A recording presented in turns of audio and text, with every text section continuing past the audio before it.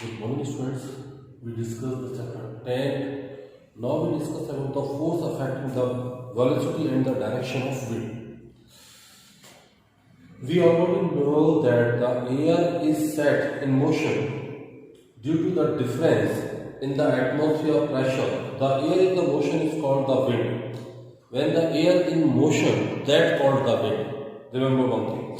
The wind blow from the high pressure to low pressure. The wind at the surface experiences friction in the direction. Rotation of the earth also affect the wind movement. The force extracted by the rotation of the earth is known as the Coriolis force. It is the horizontal wind near the earth's surface responds to the combined effect of their force, the pressure gradient force, the frictional force and the Coriolis force. In the addition, the gravitational force act downward.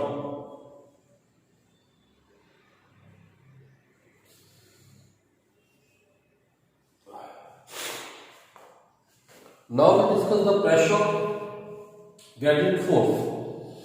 The difference of the atmosphere pressure produces a force. The rate of change of force with the respect to the distance to the pressure gradient. The pressure gradient is stronger when the isobars are close to each other and it is weak where the isobars are apart. Now the frictional force. Frictional force की बात करें. It affects the speed of the wind. It gradient the surface and it influence generally expand up to elevation of the 1 to 3 km over the sea surface and friction is minimum. Coriolis force. The rotation of earth about the axis different in direction of the wind. This force is called the Coriolis force after the French physicist who described in 1884, it difficult the wind to the right direction in the northern hemisphere and to the left in the southern hemisphere. The direction is more when the wind velocity is the high. The Coriolis force is directly proportional to the angle of latitude. It is the maximum at the pole and it's absent in the equator. The Coriolis force are act perpendicular to the pressure gradient force. The pressure gradient force is perpendicular to the isobar. The higher the pressure gradient force, the more is the velocity of the wind and the larger is the direction of the direct wind. Of the result, these two forces operating perpendicular to each other in the low pressure axis, the wind blow around it. At the equator, the Coriolis force is 0. Equator के पास में Coriolis force 0 होता है.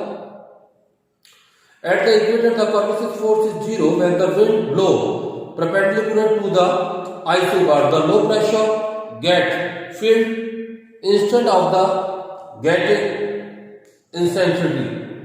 That is the reason why the tropical cyclones are not formed near the equator. इसीलिए जो tropical cyclones होते हैं वो equator के पास नहीं बनते. Pressure and wind. The velocity and the direction of the wind are the net result of the wind generating force. The wind in the upper atmosphere 2 to 3 km above the surface are free from the friction effect of the surface. Are the controlled mainly by the pressure gradient and the Coriolis force. When isobar is the strength and when there is no friction, the pressure gradient force of the isobar by the Coriolis force at the result wind blows parallel to the isobar. This wind is known as the geologic wind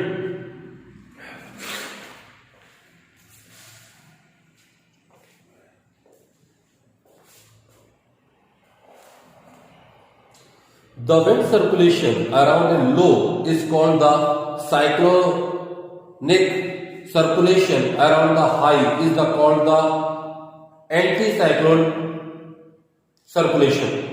The direction of wind around the such system change according to their location in different hemisphere. The wind circulation at the earth's surface around the low and high to many occasions is closely related to the wind circulation at the higher level. Generally, over low pressure area of the air will cover rise. Over the high pressure area air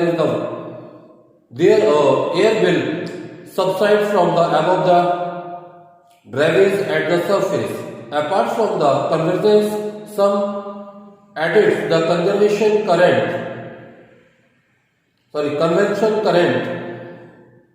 orographic uplift and the uplift along with the frost cause of the rising of air, which is the essential for the formulation of clouds and precipitation.